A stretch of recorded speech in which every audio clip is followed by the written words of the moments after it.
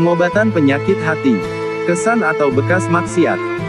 Ketahuilah bahwa maksiat itu mengandung arti merusak janji, dan melepaskan ikatan cinta dengan mengalahkan Tuannya Allah, dan mengikuti kesenangan hawa nafsunya, melepaskan tutupnya rasa malu, dan cepat-cepat menuju Allah dengan mengerjakan perkara yang tidak diridhoi oleh Allah.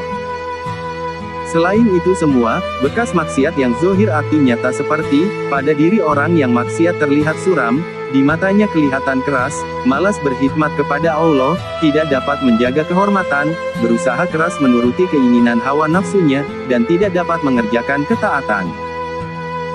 Bekas maksiat yang batin seperti, kerasnya hati, memenuhi dadanya dengan syahwat, hilangnya rasa manis atau nikmatnya taat, banyaknya penghalang dari makhluk yang selalu menghalangi terpancarnya nur, selalu dikalahkan oleh kekuasaan hawa nafsu, dan selain itu semua masih ada seperti hati selalu ragu-ragu, lupa kalau nanti kan kembali menghadap Allah, dan lamanya penghitungan amal. Sudah cukup menunjukkan jeleknya maksiat dengan bergantinya nama, karena bila kamu menjadi orang yang taat, kamu disebut orang yang mengerjakan kebaikan, sedangkan bila kamu maksiat, maka akan berubah dan disebut orang durhaka. Itulah artinya berpindahnya sebutan nama. Lalu bagaimana kalau yang berganti itu aksar atau kesan? Yaitu dari aksar rasa manisnya taat berubah menjadi manisnya maksiat. Aksar nikmatnya mengabdi kepada Allah berganti menjadi nikmatnya syahwat. Begitulah bergantinya aksar, lalu bagaimana kalau yang berubah atau berganti itu sifat? Yaitu setelah kamu memiliki sifat yang baik di hadapan Allah Ta'ala, lalu berganti menjadi orang yang memiliki sifat yang buruk. Itu yang berhubungan dengan pergantian sifat, lalu bagaimana kalau yang berubah itu kedudukan? Yaitu setelah kamu menjadi orang yang solih atau baik di hadapan Allah, lalu menjadi orang yang rusak di hadapan Allah, setelah kamu menjadi orang yang berhati-hati di hadapan Allah berubah menjadi orang yang ingkar dan khianat kepadanya. Maka apabila macam-macamnya dosa itu sudah terbuka di hadapanmu, maka segeralah minta pertolongan kepada Allah Ta'ala, dan lari berpindahlah menuju kepadanya dan taburi tanah di kepalamu, merasa hina, dan berdoa, Ya Allah, pindahlah kami dari hinanya maksiat menuju kemuliaannya taat kepadamu. Dan berusahalah kamu untuk berziarah ke makam-makam para aulia, dan solihin, dan bacalah, Ya Arhamar Rohimin, wahai zat yang sangat belas kasihi kami. Apakah kamu termasuk orang yang ingin memerangi nafsumu? Sedang nafsumu kamu kuatkan dengan menuruti kesenangannya, syahwat. Sehingga kamu dikalahkan nafsumu. Ketahuilah, sungguh kamu termasuk orang yang bodoh. Hati itu seperti pohon yang disirami dengan ketaatan. Dan buahnya yaitu apa-apa yang menempel pada pohon tersebut. Mata, buahnya dapat mengambil itibar atau contoh tauladan. Telinga, buahnya dapat mendengarkan Al-Quran. Mulut, buahnya dapat berzikir kepada Allah. Kedua tangan dan kaki, buahnya dapat berjalan menuju kebaikan. Jadi apabila hati kering, maka akan gugur buah-buahnya. Apabila hatimu kering maka perbanyaklah zikir kepada Allah. Kamu jangan seperti orang yang sakit dan berkata, aku tidak akan berobat sehingga ada obatnya.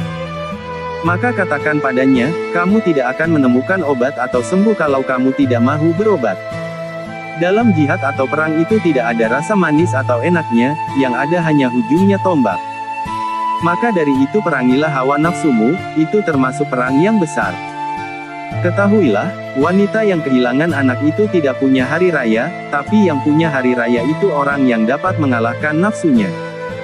Yang punya hari raya itu orang yang dapat mengumpulkan masalah yang berbeza-beza yakni, dapat menghadapi semua persoalan. Seorang ulama melalui di depan rumah seorang pendeta, lalu ulama itu bertanya, Hai pendeta, bila hari rayanya orang atau kaum itu? Pendeta itu menjawab, hari rayanya itu pada hari dia mendapat ampunan dari Tuhannya. Sifat antara dirimu dan nafsumu itu seperti orang yang menemukan istrinya di tempat minuman arak lalu istri tersebut diberi pakaian yang bagus, dan diberi makanan yang enak-enak. Jadi apabila kamu meninggalkan sholat itu berarti kamu memberi makanan nafsumu dengan bubur harisah, makan yang terbuat dari tepung dan telur atau daging, dan macam-macam makanan, yang dirasa enak menurut nafsu. Ada sebagian ulama arif biloh yang selama 40 tahun tidak pernah mengikuti sholat berjamaah, karena merasa tidak kuat mencium bau busuk tidak enaknya hati orang-orang yang lupa kepada Allah. Sungguh menghairankan. Kamu mengerti perkara yang menjadikan kebaikan duniamu, tapi kamu bodoh tentang perkara yang menjadikan kebaikan akhiratmu. Contoh sifat dunia pada dirimu itu seperti seorang yang keluar menuju pekarangannya, dan giat bekerja. Setelah berhasil lalu ditimbun menjadi bahan makanan, lalu dia mendapat manfaat dari bahan yang ditimbun pada waktu diperlukan. Sedangkan kamu menimbun syahwat atau keinginan nafsumu yang seperti ular dan maksiatmu yang seperti kalajengking, sehingga kamu menjadi rusak atau binasa. Itu cukup menunjukkan kebodohanmu. Para manusia menyimpan bahan makanan untuk persiapan di waktu keperluannya, sedang kamu menyimpan perkara yang menjadikan bahaya dirimu yaitu maksiat. Bagaimana pendapatmu? Ada orang yang datang membawa ular berbisa dan dipelihara di rumahnya. Dan ketahuilah, kamu itulah yang mengerjakan seperti itu. Tajul Arus Al-Hawi li Tahzibin Nufus Syekh Ibnu, atau Ilo As-Sakandari.